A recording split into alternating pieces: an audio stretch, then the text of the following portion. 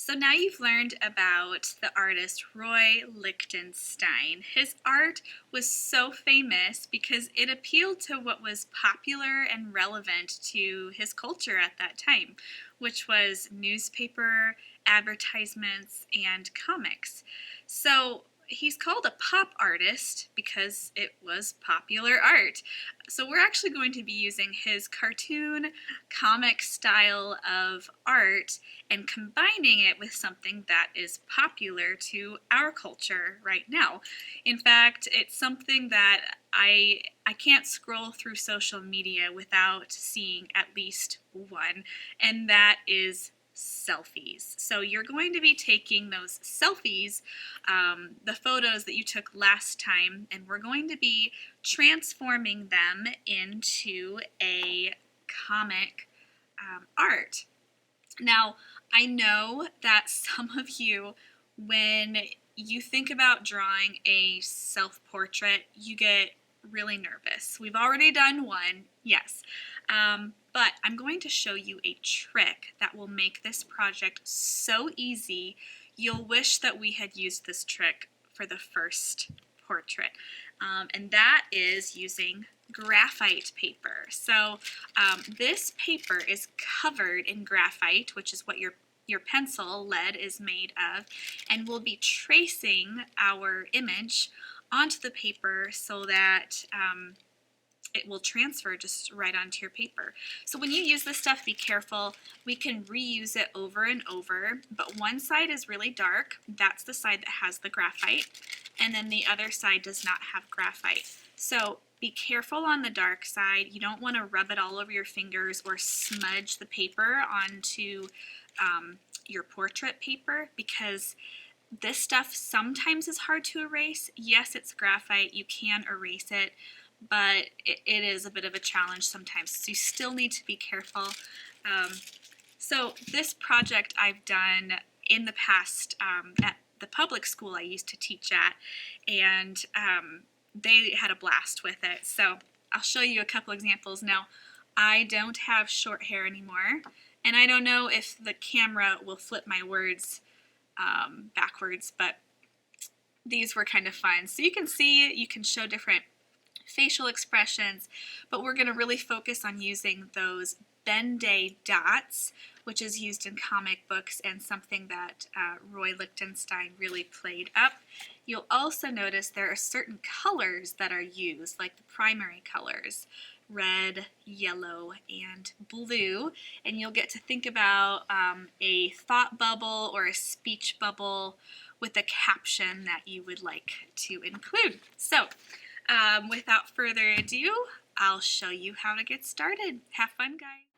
To get started, you will need three things: your self-portrait, a piece of graphite paper, and the print that I made of Ben-Day dots with the frame around it. Flip that one over and write your name on it, since that will be what your final self-portrait is on. We're going to line these up in a very specific way. So you want to start with that Ben-Day dot sheet with the printed side up, and then we're going to put the graphite paper down onto it. Now it's important that the graphite side, the dark side, is facing down, and then your last layer, the top layer, will be your self-portrait. Now it's kind of tricky. You want to make sure your portrait lines up right in the frame. So some of you, if you find it helpful to cut your image out, just kind of double check that it's centered, you'll need to do that. And then we're going to take some tape, and you'll notice I'm putting it on my shirt in order to get some lint and make it a little bit less sticky. That way it's easier to take off. And I'm putting that around from the self-portrait to the back of the dot paper, but we really don't want these to move. So I would recommend using a second piece of tape and finding another spot to put it. That way your printed self-portrait does not move. Now you can use a wooden pencil. I wouldn't recommend using a mechanical pencil because they would break, or you could also use a pen for the next step. So with a pen or your wooden pencil, you're going to start tracing the most important lines from your self-portrait. You'll want to press firmly, but not too hard. That way the graphite will transfer over to the final paper. Now in just a moment, I'll flip it up so you can see that it is starting to transfer onto that final paper. Check that out. If you need to check every so often, you can just flip it up and then put it right back.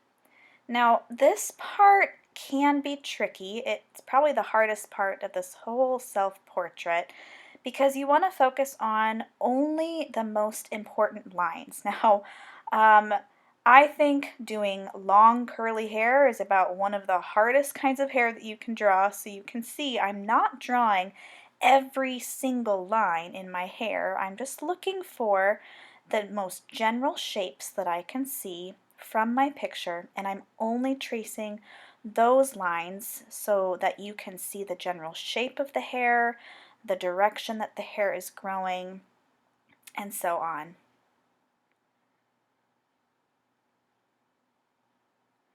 Be very careful when you start to do the eyes. So I'm going to start with my eyebrows and do the general shape that I see around my eyebrows. Eyebrows are very important for self-expression. And then careful around the eyes. There's so many teeny tiny details in the eyes. We don't want to get them wrong. And don't forget to circle those little reflection spots as well, so your eyes look a little more lifelike.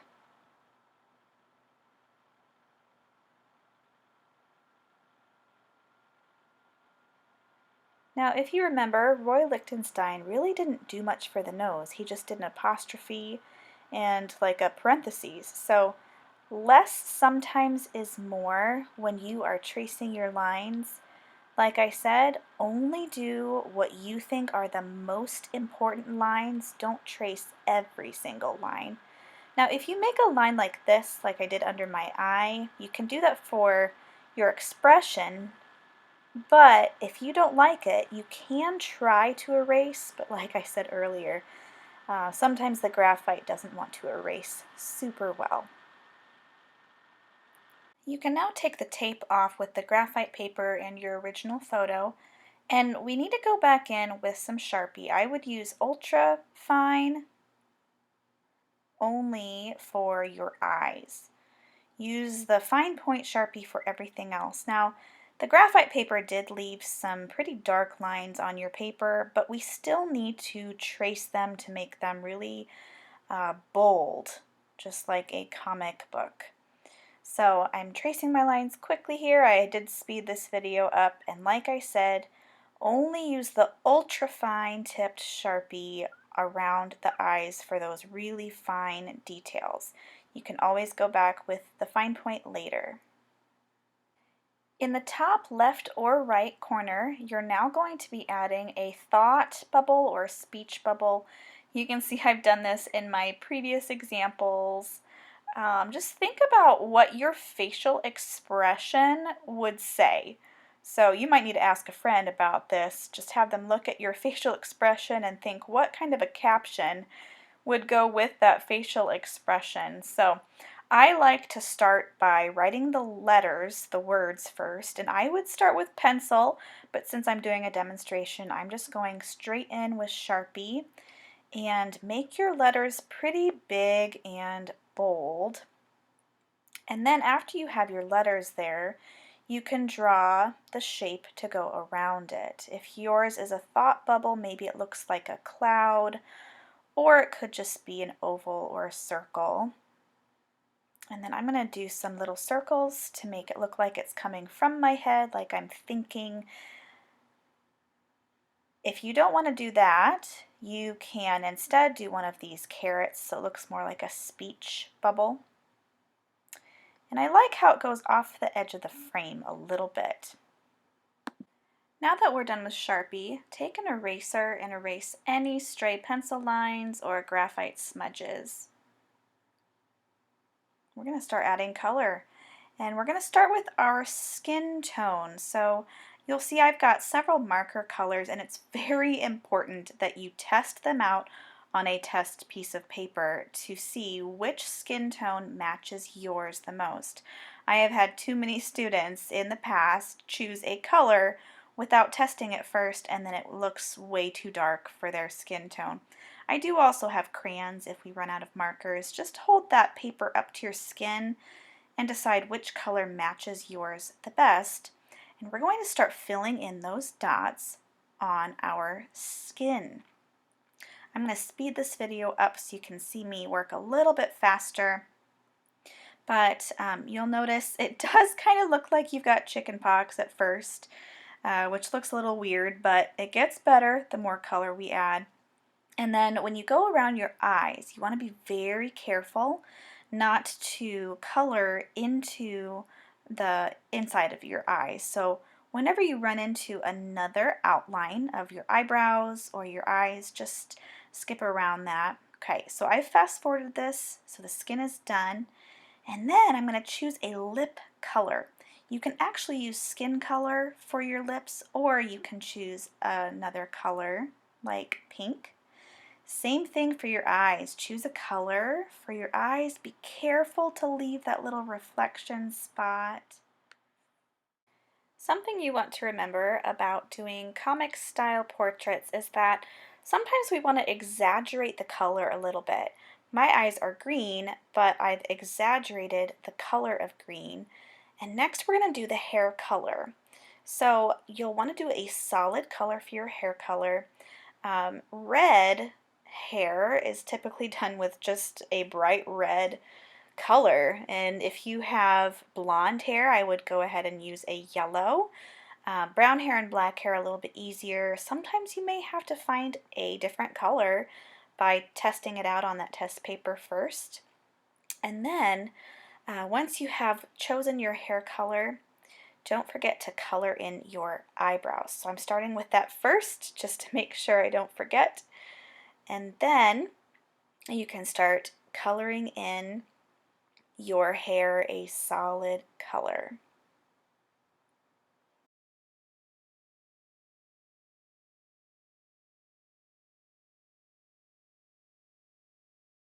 Before we move on to the final stage in our self-portraits, take a look at these examples of Roy Lichtenstein's work.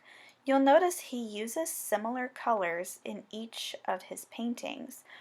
So he uses black and white, a color for the skin, but then he really only uses blue, red, and yellow, which are primary colors. And when you think about it, it makes sense. Since he was imitating newspaper articles and advertisements and comic books, the printers really only used those three primary colors when they were printing the Ben-Day dots.